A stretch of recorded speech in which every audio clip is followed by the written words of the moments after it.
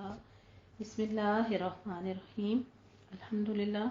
हमारे आखिरी रुपये का आगाज़ होता है सूरह अहज़ाब, जो कि मदनी सूरत है और इसके 9 रुकू हैं और 73 आयात हैं। बिस्मिल्लाहिर्रहमानिर्रहीम। या अय्युहन नबिय्युत्तक़िल्लाह वला तुतिअल काफ़िरीन वल मुनाफ़िक़ीन इन्नल्लाह काना अलीमन हकीमा। ए नबी करीम सल्लल्लाहु अलैहि वसल्लम, अल्लाह से डरते रहिए और काफिरों और मुनाफिकों की इताअत न कीजिए। बेशक अल्लाह सब कुछ जानने वाला, खूब हिकमत वाला है। सुभान अल्लाह। अल्लाह सुब्हानहू तआला की खूबसूरत नाम सिफ़ात अलीमन हकीमा बयान किए जा रहे हैं। आयत में तक़वा पर मदावत और तबलीग दावत में इस्तिकामत का हुक्म दिया जा रहा है। तलक बिन हबीब कहते हैं, तकवा का मतलब है कि तू अल्लाह की इताअत अल्लाह की दी हुई रोशनी के मुताबिक करे और अल्लाह से सवाब की उम्मीद रखे, और अल्लाह की मासियत अल्लाह की दी हुई रोशनी के मुताबिक तर्क कर दे, अल्लाह के अजाब से डरते हुए। इसे इब्न कसीर ने रिवायत किया है। बस वही इस बात का हकदार है कि इसकी इताअत की जाए, और इसलिए कि अवाकिब वही है, जिसकी तरफ रुजू किया जाए वही है, अपने अक़वाल और अफ़आल में वही हकीम है, उसकी हिकमतें वही जानता है और कोई नहीं जान सकता। वत्तबि' मा युहा इलैका, और उसकी इत्तिबा कीजिए जो आपके रब के पास है,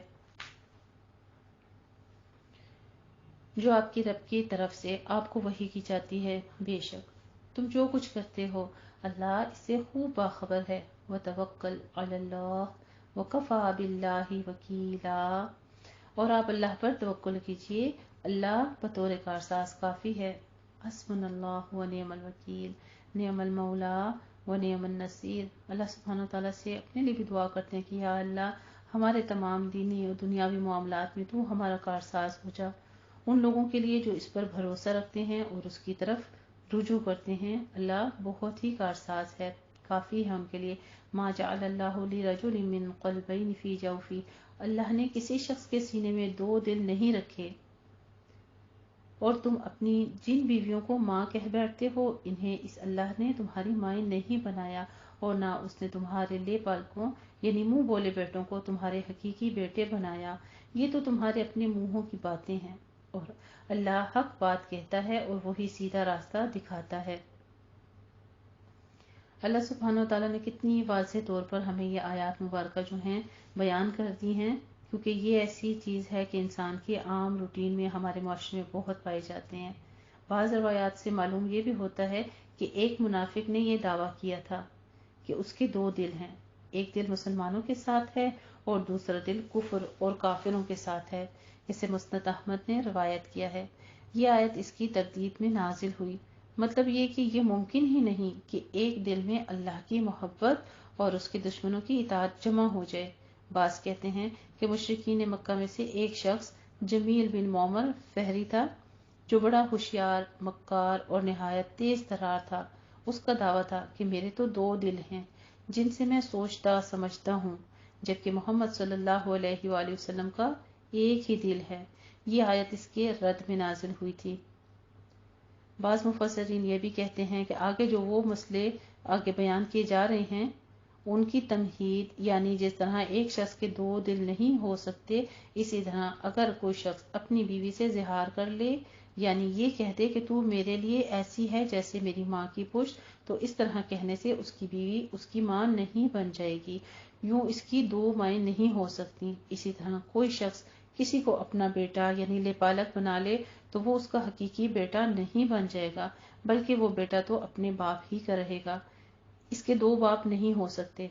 इसे इब्न कसीर ने रिवायत किया है, और बहुत खूबसूरत दलाइल के साथ हमें ये बातें जो हैं वाज़ेह तौर पे समझ आ चुकी हैं। उसकी वजह यह है कि अल्लाह सुब्हानहू तआला ने इंसान के अंदर 2 हाथ, 2 पैर, 2 कान, इसी तरह से मुख्तलिफ आज़ा जो हैं, या जुड़वा बच्चे भी होते हैं, तो उनके अंदर भी तमाम चीज़ें 2-2, लेकिन एक इंसान के अंदर कोई दुनिया में ऐसा इंसान या कोई नर मादा नहीं पैदा हुआ जिसके अंदर अल्लाह ने सीने में उसके 2 दिल डाले हों।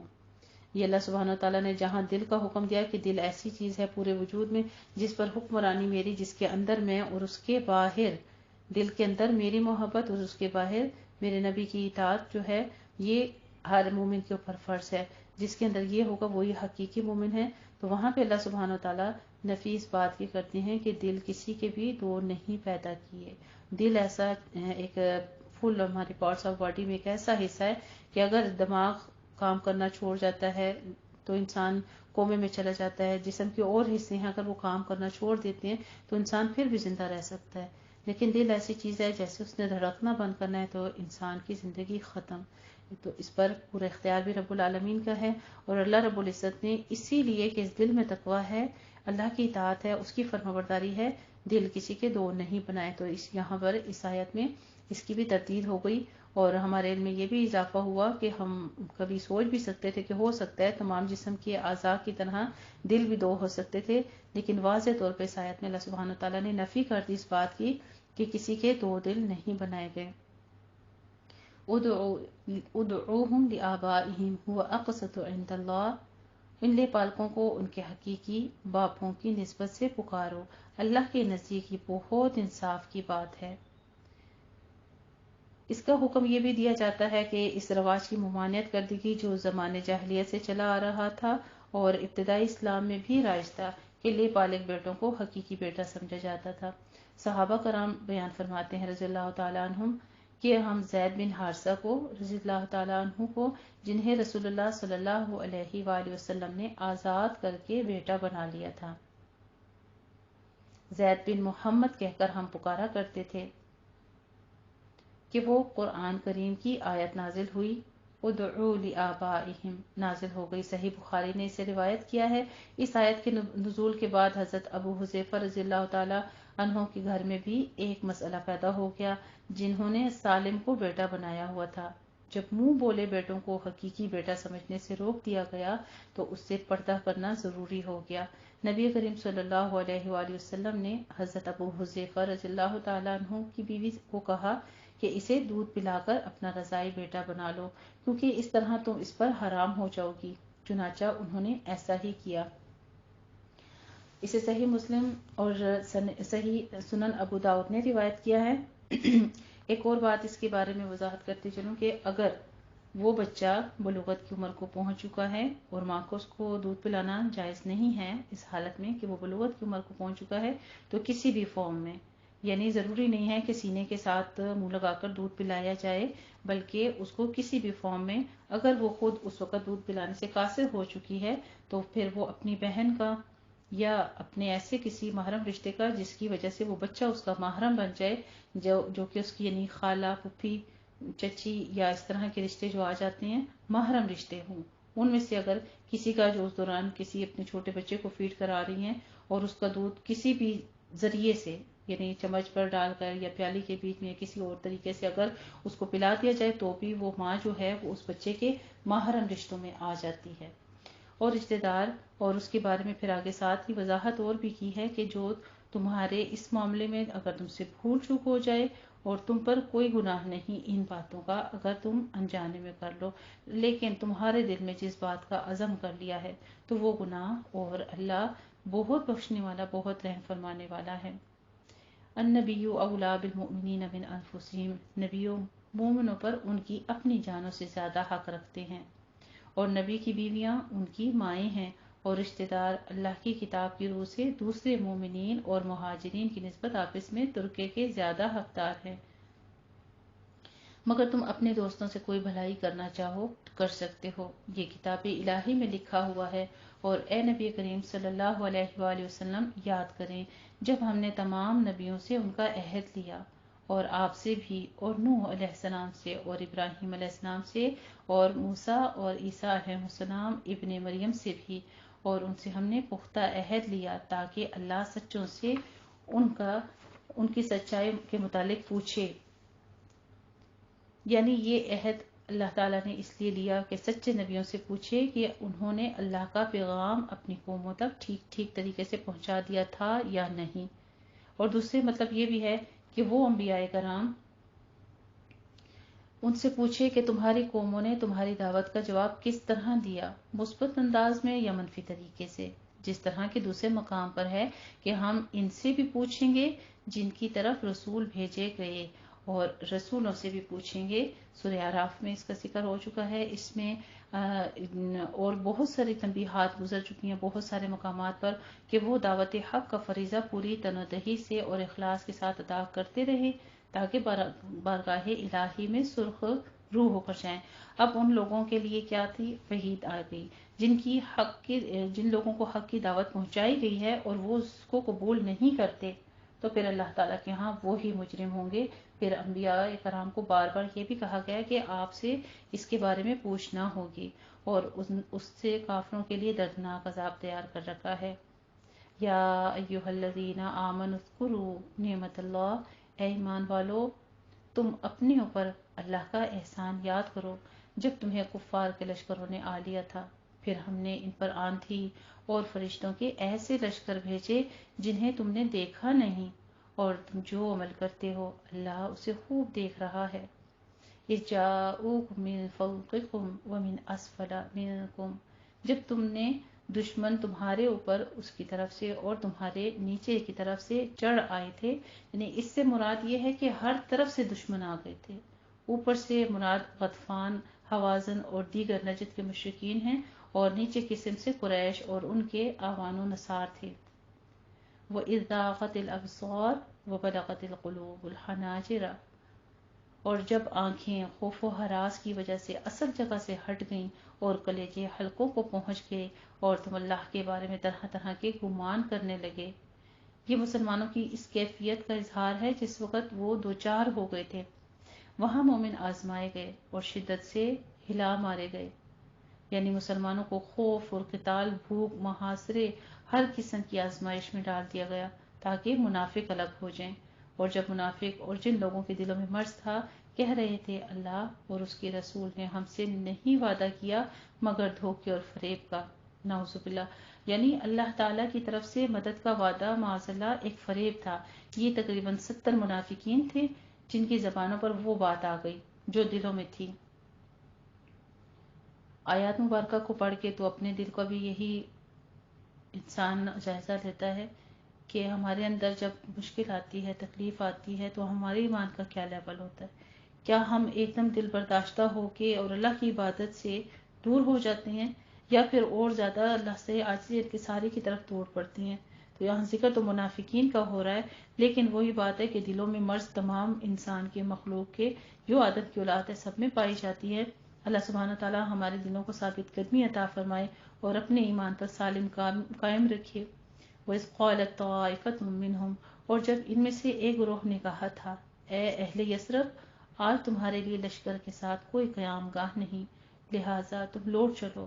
اور ان میں سے ایک گروہ نبی سے اجازت مانگ رہا تھا، وہ کہتے تھے بے شک ہمارے گھر کھلے پڑے غیر محفوظ ہیں، حالانکہ وہ کھلے اور غیر محفوظ نہیں تھے، وہ تو صرف جنگ سے فرار چاہتے تھے، اور اگر اس دن کی مدینہ کے اطراف سے ان پر کفار کے لشکر داخل کر دیے جاتے، پھر ان سے فتنہ و فساد یعنی خانہ جنگی یا شرک کے بارے میں پوچھا جاتا تو وہ فوراً اس میں کود پڑتے اور اس شرکت فتنہ میں بس تھوڑا ہی توقف کرتے۔ وَلَقَدْ كَانُوا عَاهَدُوا اللَّهَ مِن قَبْلُ لَا يُوَلُّونَ الْأَدْبَارَ، اور بلا شبہ اس سے پہلے انہوں نے اللہ سے عہد کیا تھا وہ پیٹھ نہیں پھیریں گے، اور اللہ کے عہد کی پوچھ کچھ تو ہونی ہے۔ آپ کہہ دیجئے اگر تم موت سے یا قتل ہونے سے بھاگنا چاہو تو تمہارا بھاگنا تمہیں ہرگز نفع نہیں دے گا، اور تب تم بہت کم فائدہ اٹھاؤ گے۔ اے نبی کریم صلی اللہ علیہ وآلہ وسلم، آپ کہہ دیجئے کون ہے جو تمہیں اللہ سے بچا سکے گا اگر وہ تمہارے ساتھ کسی سختی کا ارادہ کرے یا وہ تم پر رحمت کا ارادہ کرے۔ یعنی اسے پورا کرنے کا اس طرح مطالبہ کیا جا رہا تھا کہ عدم و وفا ثابت ہو جائے، اور موت سے تو کسی صورت بھی فرار نہیں تھی، لیکن میدان جنگ سے بھاگ کر آ بھی جاؤ گے تو تمہیں کیا فائدہ حاصل ہوگا؟ کچھ عرصے بعد موت کا پیالہ تو ان تک پہنچ ہی چکا تھا، موت نے تو ان کو آ ہی لیا۔ وَلَا يَجِدُونَ لَهُم مِّن، اور وہ اللہ کے سوا اپنے لیے نہ کوئی حمایتی پائیں گے اور نہ کوئی مددگار پائیں گے۔ بے شک اللہ انہیں جانتا ہے جو تم میں سے جہاد میں رکاوٹیں ڈالنے والے ہیں، اور انہیں بھی جو اپنے بھائیوں سے کہتے ہیں ہمارے پاس آ جاؤ۔ یہ کہنے والے منافقین تھے جو اپنے دوسرے ساتھیوں کو بھی مسلمانوں کے ساتھ جنگ میں شریک ہونے سے روک رہے تھے۔ وَلَا يَأْتُونَ الْبَأْسَ إِلَّا قَلِيلًا، اور وہ جنگ میں کم ہی آتے ہیں اس حال میں کہ وہ تمہارا ساتھ دینے میں سخت بخیل ہیں۔ چنانچہ جب خوف کا وقت آئے تو آپ انہیں دیکھتے ہیں کہ وہ آپ کی طرف دیکھ رہے ہیں، ان کی آنکھیں اس طرح گھومتی ہیں جیسے وہ شخص جس پر موت کی غشی طاری ہو۔ یہ ان کی بزدلی اور پس ہمتی کی کیفیت کا بیان کیا جا رہا ہے۔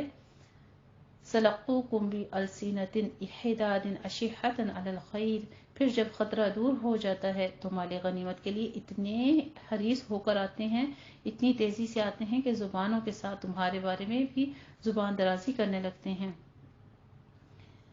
یعنی اپنی جتنی بھی ان کی مردانگی تھی اور شجاعت تھی اس کے بارے میں ڈینگے مارتے تو ایسے تھے جو سراسر جھوٹ پر مبنی ہوتی تھی، یا غنیمت کی تقسیم کے وقت اپنی زبان کی تیزی و تراری سے لوگوں کو متاثر کر کے زیادہ سے زیادہ مال حاصل کرنے کی کوشش کرتے تھے۔ حضرت قتادہ رحمہ اللہ تعالیٰ فرماتے ہیں، غنیمت کی تقسیم کے وقت یہ سب بخیل زیادہ تھے اور زیادہ سے زیادہ بڑا حصہ لینے والے، اور لڑائی کے وقت سب سے زیادہ بزدل، ساتھیوں کو بھی یار و مددگار چھوڑ کر بھاگ جانے والے ہیں۔ یہ لوگ ایمان لائے ہی نہیں، لہٰذا اللہ نے ان کے اعمال ضائع کر دیے، اور یہ اللہ کے لیے نہایت آسان ہے۔ یحسبون الاحزاب لم یذهبوا، اور وہ سمجھتے ہیں کہ ابھی تک لشکر گئے نہیں، اور اگر یہ لشکر چڑھ آئیں تو وہ تمنا کرتے ہیں کاش وہ صحرا نشین دیہاتوں میں جا بسے ہوتے اور وہاں تمہاری خبریں دریافت کیا کرتے، اور اگر وہ تم میں موجود ہوتے تو وہ دشمن سے لڑائی میں کم ہی حصہ لیتے۔ یقیناً تمہارے لیے رسول اللہ کی ذات میں صلی اللہ علیہ وآلہ وسلم بہترین نمونہ ہیں، ہر اس شخص کے لیے جو اللہ سے ملاقات اور یوم آخرت کی امید رکھتا ہو۔ یعنی اے مسلمانوں، تم سب کے لیے رسول اللہ صلی اللہ علیہ وآلہ وسلم کی ذات کے اندر بہترین ایک نمونہ ہے، یعنی ایک ایسا رول ماڈل ہے جو کہ تم جہاد میں صبر کے ساتھ، استقامت کے ساتھ تم اس کی پیروی کرو تو تمہارے لیے بہت بہتر ہے۔ ہمارا یہ پیغمبر جہاد میں بھوکا رہا، حتیٰ کہ اسے پیٹ پر پتھر باندھنے پڑے، اس کا چہرہ زخمی ہو گیا، اس کی رباعی دانت ٹوٹ گیا، خندق اپنے ہاتھوں سے کھودی، اور تقریباً 1 مہینہ دشمن کے سامنے سینہ سپر رہا۔ یہ آیت اگرچہ جنگ احزاب کے زمن میں نازل ہوئی ہے، جس میں جنگ کے موقع پر بطور خاص رسول اللہ صلی اللہ علیہ وآلہ وسلم کی اسوہ حسنہ کو سامنے رکھنے اور اس کی اقتداء کرنے کا حکم دیا گیا ہے، لیکن یہ حکم عام ہے، یعنی آپ صلی اللہ علیہ وآلہ وسلم کے تمام اقوال و افعال اور احوال میں مسلمانوں کے لیے آپ کی اقتداء ضروری ہے، چاہے ان کا تعلق عبادات سے ہو یا معاشرت سے، معیشت سے ہو یا سیاست سے، زندگی کے ہر شعبے میں آپ کی ہدایات واجب الاتباع ہیں۔ جیسے سورہ حشر میں فرماتے ہیں، سورہ آل عمران میں یہی مفادات جو ہیں آپ صلی اللہ علیہ وآلہ وسلم کے بارے میں بیان کیے گئے ہیں۔ آپ صلی اللہ علیہ وآلہ وسلم کو رول ماڈل کہہ کر اللہ سبحانہ وتعالیٰ اپنے بعد اس نبی کی اطاعت کا حکم دے رہے ہیں، اور ساتھ میں کہتے ہیں ہر اس شخص کے لیے یہ اسوہ حسنہ ہے جو اللہ سے ملاقات اور یوم آخرت کی امید رکھتا ہو اور کثرت سے اللہ کا ذکر کرتا ہے۔ اور مومنوں نے جب لشکر دیکھے تو کہا یہ تو وہی ہے جس کا اللہ اور اس کے رسول نے ہم سے وعدہ کیا تھا، اور اللہ اور اس کے رسول نے سچ کہا تھا، اور اس چیز نے ان کے ایمان اور فرمانبرداری کو اور زیادہ کر دیا۔ یعنی ایمان والے جو تھے وہ اور زیادہ بڑھ گئے، اور جو منافق تھے وہ تو پہلے ایک دل سے ویسے ہی یقین تو نہیں رکھتے تھے، ایک ظاہری ایمان لائے ہوئے تھے، ان کو اس بات پر شک تھا کہ ٹھیک ہے اگر حکم آ گیا کہیں جہاد کا تو ہم نکلیں گے۔ اب حقیقی طور پر جب یہ حکم آ گیا تو پھر ان کے دل جو تھے ان کے حوصلے پست ہو گئے، اور اس چیز نے ایمان کے فرمانبرداری میں اور زیادہ بڑھا دیا، مومنوں کو اور منافقوں کو ثابت کر دیا۔ مومنوں میں سے کچھ لوگ وہ ہیں جنہوں نے اللہ سے جو عہد کیا تھا وہ سچ کر دکھایا، چنانچہ ان میں سے بعض نے اپنا عہد پورا کیا، شہادت پا گئے، اور ان میں سے بعض منتظر ہیں اور انہوں نے عہد میں کوئی تبدیلی نہیں کی ہے، اور دوسرے وہ بھی ہیں یعنی عروس شہادت سے ہمکنار ہوئے تاکہ ہم اس کے شوق میں شریک شہادت کے طور پر چلے جائیں، اپنی جانوں کا نذرانہ جو تھا وہ بھی پیش کیا۔ ایک صحابی کے بارے میں آتا ہے کہ ان کی شادی کی رات تھی اور جیسے ہی حکم ہوا جہاد کا تو وہ اسی وقت نکاح کے بعد جو تھے اپنی دلہن کے قریب جانے سے پہلے ہی چلے گئے اور ان کو شہادت نصیب ہوئی، تاکہ اللہ سچوں کو ان کی سچائی کی جزا دے اور منافقوں کو اگر چاہے تو عذاب دے یا ان کی توبہ قبول فرمائے۔ یقیناً اللہ بہت مغفرت فرمانے والا، نہایت رحم فرمانے والا ہے۔ رب اغفر وارحم وانت خیر الراحمین۔ سبحان اللہ۔ اللہ سبحانہ وتعالیٰ کے خوبصورت نام و صفات غفور الرحیم بیان کی جا رہی ہیں۔ وَرَدَّ اللَّهُ الَّذِينَ كَفَرُوا بِغَيْظِهِمْ، اور غزوہ احزاب میں اللہ نے کافروں کو ان کے ناکامی کے غصے میں لوٹا دیا، وہ کوئی خیر و بھلائی نہ پا سکے۔ یعنی مشرک جو مختلف جہاد سے جمع ہو کر آئے تھے تاکہ مسلمانوں کا نشان مٹا دیں، اللہ نے انہیں اپنے غیظ و غضب سمیت واپس لوٹا دیا۔ نہ دنیا کا مال و متاع ان کے ہاتھ لگا اور نہ آخرت میں اجر و ثواب کے مستحق ہوں گے، کسی بھی قسم کی خیر انہیں حاصل نہیں ہوگی۔ وَكَفَى اللَّهُ الْمُؤْمِنِينَ، اور اس لڑائی میں اللہ مومنوں کے لیے کافی ہو گیا اور اللہ بڑی قوت والا نہایت غالب ہے۔ وَأَنزَلَ الَّذِينَ ظَاهَرُوهُم مِّنْ أَهْلِ الْكِتَابِ، اور اہل کتاب میں سے جن لوگوں نے کافروں کی مدد کی تھی انہیں اللہ نے ان کے قلعوں سے اتارا اور ان کے دلوں میں رعب ڈال دیا۔ تو ان پر بنو قریظہ کے ایک گروہ کو قتل کر رہے تھے وہ، اور دوسرے گروہ کو قیدی بنا رہے تھے۔ وَأَوْرَثَكُمْ أَرْضَهُمْ وَدِيَارَهُمْ وَأَمْوَالَهُمْ، اور اللہ نے تمہیں ان کی زمینوں میں، ان کے گھروں، ان کے مالوں اور اس زمین کا وارث بنا دیا۔ اس میں غزوہ بنی قریظہ کا ذکر کیا جا رہا ہے، جیسا کہ پہلے بھی گزر چکا ہے کہ اس قبیلے نے ناقص تھا ان کا عہد، یعنی کہ جنگ احزاب میں مشرکوں اور دوسرے یہودیوں کا ساتھ دیا تھا۔ چنانچہ جنگ احزاب سے واپس آ کر رسول اللہ صلی اللہ علیہ وآلہ وسلم ابھی غسل ہی فرما سکے تھے کہ جبرائیل امین علیہ السلام آ گئے اور کہا کہ آپ نے ہتھیار رکھ دیے؟ ہم فرشتوں نے تو نہیں رکھے، چلیے اب بنو قریظہ کے ساتھ نمٹنا ہے، مجھے اللہ نے اسی لیے آپ کی طرف بھیجا ہے۔ چنانچہ آپ نے مسلمانوں میں اعلان فرما دیا، بلکہ ان کو تاکید کر دی کہ عصر کی نماز وہاں جا کر پڑھنی ہے۔ ان کی آبادی مدینے سے چند میل کے فاصلے پر تھی۔ یہ اپنے قلعوں میں بند ہو گئے۔ باہر سے مسلمانوں نے ان کا محاصرہ کر لیا، جو کم و بیش 25 روز جاری رہا۔ بالآخر انہوں نے سعد بن معاذ رضی اللہ تعالیٰ عنہ کو اپنا حکم ثالث تسلیم کر لیا کہ جو فیصلہ ہمارے بارے میں دیں گے ہمیں منظور ہوگا۔ چنانچہ انہوں نے یہ فیصلہ دیا کہ ان میں سے لڑنے والے لوگوں کو قتل اور بچوں اور عورتوں کو قیدی بنا لیا جائے اور ان کا مال مسلمانوں میں تقسیم کر دیا جائے۔ نبی کریم صلی اللہ علیہ وآلہ وسلم نے یہ فیصلہ سن کر فرمایا کہ یہی فیصلہ آسمانوں کے اوپر اللہ تعالیٰ کا بھی ہے۔ اس کے مطابق ان کے جنگجو افراد کی گردنیں اڑا دی گئیں اور مدینے کو ان کے ناپاک وجود سے پاک کر دیا گیا۔ اسے صحیح بخاری نے روایت کیا ہے۔ ظاہروہم سے مراد یہاں پہ ہے کہ کافروں نے ان کی مدد کی تھی اور اللہ سبحانہ وتعالیٰ نے ہمیشہ ایمان کا بول بالا رکھا۔ یہاں پر بھی اسی کا تذکرہ کیا جا رہا ہے کہ ان کے زمینوں کا، ان کی جائیدادوں پر، ان کی ہر چیز کا وارث اللہ سبحانہ وتعالیٰ نے ان کو بنا دیا اور ہر شے پر اللہ خوب قادر ہے۔ یا ایھا النبی قل لازواجکم، اے نبی اپنی بیویوں سے کہہ دیجئے اگر تم دنیا کی زندگی اور اس کی زینت چاہتی ہو تو آؤ میں تمہیں کچھ دنیاوی مفاد دے دوں اور تمہیں اچھے طریقے سے رخصت کر دوں، اور اگر تم اللہ اور اس کے رسول اور آخرت کے گھر کو چاہتی ہو تو اللہ نے تم میں سے نیک کام کرنے والیوں کے لیے بہت بڑا اجر رکھا ہے۔ فتوحات کے نتیجے میں جب مسلمانوں کی حالت پہلے کی نسبت کچھ بہتر ہو گئی تو انصار اور مہاجرین کی عورتوں کو دے کر ازواج مطہرات نے بھی نان نفقہ میں اضافے کا مطالبہ کر دیا۔ تو نبی کریم صلی اللہ علیہ وآلہ وسلم چونکہ نہایت سادگی پسند تھے، اس لیے ازواج مطہرات رضی اللہ تعالیٰ عنہما کے اس مطالبے پر سخت کبیدہ ہو گئے اور اپنی بیویوں سے علیحدگی اختیار کر لی، جو کہ 1 مہینے تک جاری رہی۔ بالآخر اللہ تعالیٰ نے یہ آیت نازل فرما دی۔ اس کے بعد سب سے پہلے آپ نے حضرت عائشہ صدیقہ رضی اللہ تعالیٰ عنہ کو یہ آیت سنا کر انہیں اختیار دیا، تاہم انہیں کہا کہ اپنے طور پر فیصلہ کرنے کی بجائے اپنے والدین سے مشورہ کے بعد کوئی قدم اٹھائیے۔ حضرت عائشہ صدیقہ رضی اللہ تعالیٰ عنہ نے فرمایا یہ کیسے ہو سکتا ہے کہ میں آپ کے بارے میں مشورہ کروں، بلکہ میں اللہ اور اس کے رسول کو پسند کرتی ہوں۔ یہی بات دیگر ازواج مطہرات رضی اللہ تعالیٰ عنہما نے بھی کہی، اور کسی نے بھی رسول اللہ صلی اللہ علیہ وآلہ وسلم کو چھوڑ کر دنیا کی عیش و آرام کو ترجیح نہیں دی۔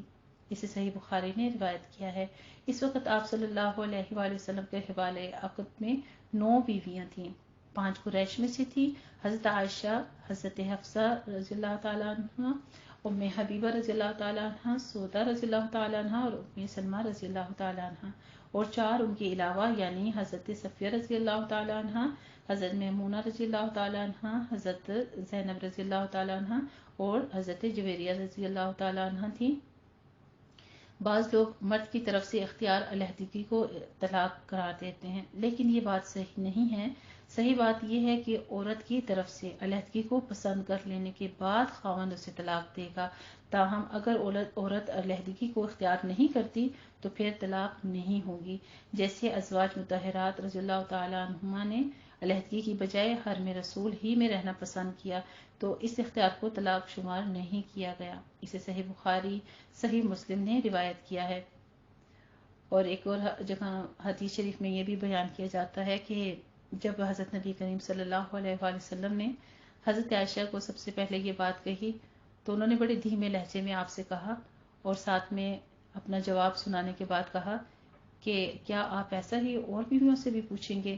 مطلب کہنے کا انداز یہ تھا کہ کاش آپ ان سے اس طرح سے سوال کریں اور وہ دنیا کو پریفر کر دیں، دنیا کو ترجیح دیں اور میں ہی آپ کے قریب ہو جاؤں۔ تو یہ بھی محبت کا ایک بڑا خوبصورت ان کا انداز تھا جس کو انہوں نے حدیث مبارکہ میں بیان کیا ہے۔ آگے فرماتے ہیں، اے نبی کی بیویوں، جب آپ کو رخصت کے بارے میں اختیار دے دیا گیا، وَإِن كُنتُنَّ تُرِدْنَ اللَّهَ وَرَسُولَهُ وَالدَّارَ الْآخِرَةَ فَإِنَّ اللَّهَ أَعَدَّ لِلْمُحْسِنَاتِ، اللہ سبحانہ تعالیٰ فرماتے ہیں کہ نبی کریم صلی اللہ علیہ وآلہ وسلم نے بیویوں سے جب یہ بات کہی اور کہا کہ اگر تم اللہ اور اس کے رسول اور آخرت کے گھر کو چاہتی ہو تو اللہ نے تم میں سے نیک کام کرنے والوں کے لیے بہت بڑا اجر تیار کر رکھا ہے۔ اے نبی کی بیویوں، تم میں سے جو کوئی کھلی بے حیائی کا ارتکاب کرے اسے دوہرا عذاب دیا جائے گا، اور اللہ کے لیے یہ نہایت آسان ہے۔ قرآن میں الفاحشہ معرف باللام کو زنا کے معنی کے ساتھ استعمال کیا گیا ہے، لیکن فاحشہ جو ہے اس کو برائی کے لیے جیسے یہاں پر کہا گیا ہے، یہاں اس کے معنی بد اخلاقی اور نامناسب رویے کے ہیں۔ اس کو فاحشہ عام فاحشات کی طرح نہیں لیا جائے گا، کیونکہ نبی کریم صلی اللہ علیہ وآلہ وسلم کے ساتھ بد اخلاقی اور نامناسب رویہ آپ صلی اللہ علیہ وآلہ وسلم کو تکلیف پہنچانے یا اس میں کسی قسم کی اذیت دینے کا ارتکاب یا کفر نہیں ہے۔ علاوہ ازیں ازواج مطہرات جو ہیں خود بھی مقام بلند کی حامل تھیں، یہی وجہ تھی کہ اللہ سبحانہ تعالیٰ نے ان کو چن کر آپ صلی اللہ علیہ وآلہ وسلم کی زندگی میں شامل فرمایا، اور بلند مرتبہ لوگوں کی معمولی غلطیاں بھی بڑی شمار ہوتی ہیں، تو اس لیے یہاں پہ بڑی تاکید کی گئی تھی ان کو، اس لیے انہیں دگنے عذاب کی وعید بھی سنائی گئی ہے۔ الحمدللہ رب العالمین، بہت خوبصورت آیات تھیں آج کے پارے میں، اور بہت اچھے احکامات تھے، بہت نصیحت کی باتیں تھیں اپنے بارے میں، اپنی زندگی کو سنوارنے کے بارے میں، اور اپنی اولاد کے لیے ان کی زندگیاں سنوارنے کے لیے، اور اللہ رب العزت کا قرب پانے کے لیے جو ذرائع بتائے گئے اور جو جاہلوں سے اعراض کے طریقے بتائے گئے۔ الحمدللہ اللہ سبحانہ تعالیٰ سے دعا کرتے ہیں کہ رب العالمین ہمیں ان تمام جتنی آیات پڑھی ان پر غور و فکر کر کے عمل کرنے کی توفیق عطا فرما، اور ہمیں عقیدہ توحید سنت نبی کے مطابق زندگی بسر کرنے کی توفیق عطا فرما۔ یہاں پر ہمارا پارہ سورہ احزاب پر مکمل ہوتا ہے، آیت نمبر 30 پر۔ وآخر دعوانا الحمدللہ رب العالمین۔ السلام علیکم ورحمۃ اللہ وبرکاتہ۔ جزاک اللہ خیر الجزاء۔